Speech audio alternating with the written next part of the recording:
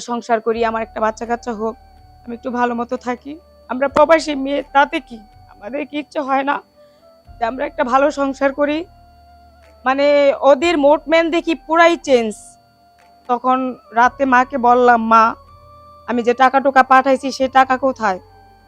বলল, "সেটার হিসাব তো তোর ছোট ভাইয়ের কাছে। বাড়ি করতে নাকি ৩৫ লাখ টাকা খরচ হইছে। তুই ৪০ লাখ পাঠাইছি। ঠিক আছে ৪০ লাখ পাঠাইছি, তাইলে ৩৫ লাখ আর ৫ লাখ কোথায়?" সেটা আমার ওষুধ খাওয়া, মানে আমার হিসাব দিল যে আমার কোনো টাকাই নাই। এখন বাড়িটা আসলে আমার না আমার ভাইয়ের সেটাও আমি জানি না।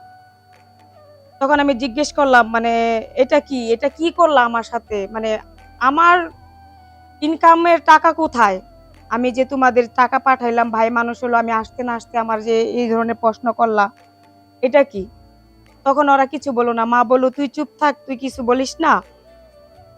তোর কোনো সমস্যা হবে না। আমি যতদিন বেঁচে আছি তোর অধিকার বা তোর হক, তোর টাকা যতটুকু আছে আমি যেভাবেই হোক তোকে আদায় করে দিব।" আমি সবার সামনে একটা গল্প নিয়ে আসছি, যেটা হচ্ছে প্রবাসীদের জীবন কাহিনী, প্রবাসী মেয়েদের জীবন কি আছে না আছে সে ব্যাপারে। আসলে আমাদের চিন্তাধারা মাঝে মাঝে এতটা ভুল হয় যে কি বলবো। প্রবাসে থাকা মানেই যে খারাপ এরকম কোনো কিছু না। আমরা বাংলাদেশে অনেক গার্জেন বা অনেকে কি সবাই এটাই ভাবি যে প্রবাসে যে মেয়েরা যায় হয়তো তারা শুধু খারাপ কাজই করে বা খারাপ কাজের জন্য তাদের নেওয়া হয়। আসলে কিন্তু এটা ঠিক না। যে ওইটা লোকে কি বলবে? একসময় আমাদের যে আশেপাশের পরিবার, মানে আমাদের নিজের পরিবার যারা, ওরাই মনে করে যাদের জন্য আপনি দূরপ্রবাসে এত কষ্ট করে যাচ্ছেন, যে সন্তানের জন্য বা যে ভাই বোনের জন্য, যে মা বাবার জন্য। আমরা যারা প্রবাসে যাই, প্রবাসে থাকি ৫ বছর ১০ বছর থাকি, তারা শুধু একটা টাকার মেশিন। মানে মেশিন ছাড়া কিছু না। বিদেশ যাওয়া মানে শুধু টাকার মেশিন। আমরা যখন বাংলাদেশে আসি, আমাদের শুধু টাকাটার মূল্য থাকে। আমাদের কোনো মূল্য থাকে না। পরের কথা কি বলবো? নিজের ফ্যামিলিতেই থাকে না। শুধু টাকাটাই সবাই প্রাধান্য দেয়। আমাদের না। আমাদের জীবনটা এত কষ্টের যে কি বলবো? প্রবাসে যেয়ে মানুষের যে কি পরিমাণ কষ্ট করতে হয় সেটা আমাদের গার্জেন বুঝবে না বা আমাদের পরিবার বুঝে না। ওরা মনে করে আমরা হয়তো শুধু একটা টাকার মেশিন। তো টাকা ইনকাম করব আর পাঠাবো। বাট যতদিন টাকা পাঠাবেন ততদিনই ভালো। আমি একটা মেয়ে, আমি ৬ বছর প্রবাসে ছিলাম। ৬ বছর পর মানে আমি যখন বাংলাদেশে আসি, ৬ বছরের মধ্যে আমার এক ভাই ছিল। ছোট ভাই, ওকে রেখে গেছিলাম প্রায় ৭ থেকে ১০ থেকে ১২ বছর হবে মিনিমাম, এরকমই হবে। ৬ বছর পরে যখন আসি, ও বিয়ে করে। বাচ্চা-কাচ্চা হয় না, দাম্পত্য জীবন আরকি ৭-৮ মাস হয় বিয়ে করে। অল্প বয়সে বিয়ে করছে। একা, একা বিয়ে করছে তো। আমার বাবা ছিল না, আমার মা ছিল।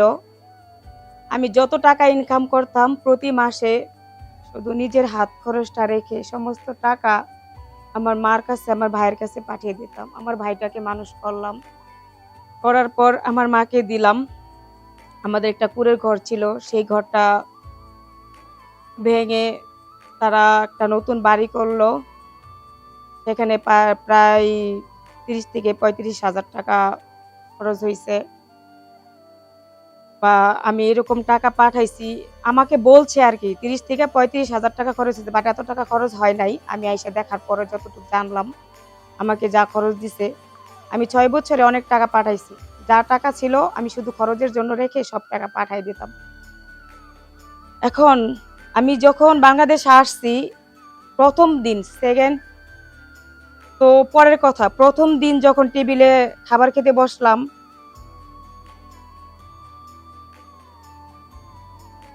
জি, প্রবাসে আমি একটা মনে করেন যে গার্মেন্টস অপারেটর জরাঙে ছিলাম ৬ বছর। আর যারা মনে করে যে এই যে জনেগে এই যে গার্মেন্টস অপারেটর, এটা কিন্তু অনেক ভালো। এদের কোম্পানি থেকে গাড়ি দেওয়া হয়, গাড়ি দিয়ে যায়, গাড়ি দিয়ে আসে। কোয়ার্টার থাকে মেয়েদের, মেয়েরা একসাথে থাকে। এখানে কোনো খারাপ মানে আশাপাশেই নাই। ঠিক আছে? এখন আমরা যত কষ্ট করি আমাদের ফ্যামিলি কি বোঝে? জানি না বুঝে কিনা। কারণ এটা হইছে আমার আমার জীবন কাহিনী। আমি যেটা বলতাছি এটা কারণ না, এটা অবাস্তব না, এটা বাস্তব একদম। আমি আসার পর খাবার টেবিলে আমার ভাই আমাকে জিজ্ঞেস করে যে, "আপু, তুমি কতদিনের জন্য আসছো?"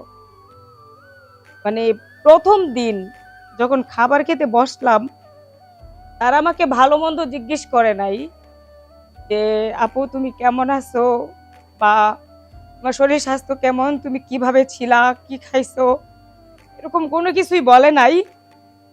সরাসরি প্রশ্ন করছে যে, "আপু, তুমি কতদিনের জন্য আসছো?" মানে আমি যে আসছি তাদের কাছে মনে হয় টাকার মেশিনটা চলে আসছে। একটা বোঝা হয়ে গেছি ১ম দিন। আমি খাবার খেতে গিয়ে খাবারটা খেতে পারি নাই। শুধু মার মুখের দিকে তাকিয়ে বললাম, "মাগো, সবারই তো ইচ্ছে হয় একটা সুন্দর সংসার হোক, জীবন হোক।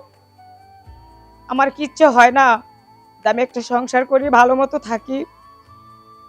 আমাকে আমার ভাই প্রশ্ন করছে আমি কতদিন থাকবো? ভাই, ছোট ভাই, আমি আর যাব না। আমি একবারে চলে আসছি। আমি এখানেই থাকবো। তখন ভাই বউ বলল, "এটা কি বলেন আপু? আপনি যাবেন না? তাহলে আপনি এখানে থেকে কি করবেন?" তখন আমি ওনাকে বললাম যে, "তুমি তো ছোট আমার, তুমি তো প্রশ্ন করছো, ঠিক আছে। আমি কি করব? এই তোমার মতো সংসার করব। তুমি যেরকম সংসার করতেছো, বিয়ে হইছে, তোমার মা-বাবা বিয়ে দিছে, ঠিক আমিও ওরকম সংসার করব। আমার কি ইচ্ছে হয় না যে আমি একটা সংসার করি, আমার একটা বাচ্চা-কাচ্চা হোক, আমি একটু ভালো মতো থাকি। আমরা প্রবাসী মেয়ে, তাতে কি? আমাদের কি ইচ্ছে হয় না যে আমরা একটা ভালো সংসার করি?" মানে ওদের মুভমেন্ট দেখি পুরাই চেঞ্জ। তখন রাতে মাকে বললাম, "মা, আমি যে টাকা-টুকা পাঠাইছি সে টাকা কোথায়?" বলল, "সেটার হিসাব তো তোর ছোট ভাইয়ের কাছে। বাড়ি করতে নাকি ৩৫ লাখ টাকা খরচ হইছে। তুই ৪০ লাখ পাঠাইছি। ঠিক আছে ৪০ লাখ পাঠাইছি, তাইলে ৩৫ লাখ আর ৫ লাখ কোথায়?" সেটা আমার ওষুধ খাওয়া, মানে আমার হিসাব দিল যে আমার কোনো টাকাই নাই। এখন বাড়িটা আসলে আমার না আমার ভাইয়ের সেটাও আমি জানি না। তখন আমি জিজ্ঞেস করলাম, মানে এটা কি? এটা কি করলা আমার সাথে? মানে আমার ইনকামের টাকা কোথায়? আমি যে তোমাদের টাকা পাঠাইলাম, ভাই মানুষ হলো, আমি আসতে না আসতে আমার যে এই ধরনের প্রশ্ন করলা, এটা কি? তখন ওরা কিছু বলল না। মা বলল, "তুই চুপ থাক, তুই কিছু বলিস না। তোর কোনো সমস্যা হবে না। আমি যতদিন বেঁচে আছি তোর অধিকার বা তোর হক, তোর টাকা যতটুকু আছে আমি যেভাবেই হোক তোকে আদায় করে দিব। তুই এ নিয়ে চিল্লাচিল্লি করিস না, ঠিক আছে?" করলাম না, থাকলাম। আমাদের পাশের গ্রামে একটা মাতব্বর চাচা ছিল। চাচাটা খুব ভালো ছিল।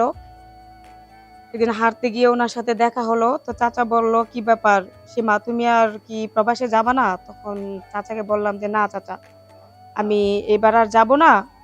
বাংলাদেশেই থাকবো। চলে আসছি একবারে।" তখন চাচা বলল যে, "কি ব্যাপার? বিয়ে-শাদী করবা না?"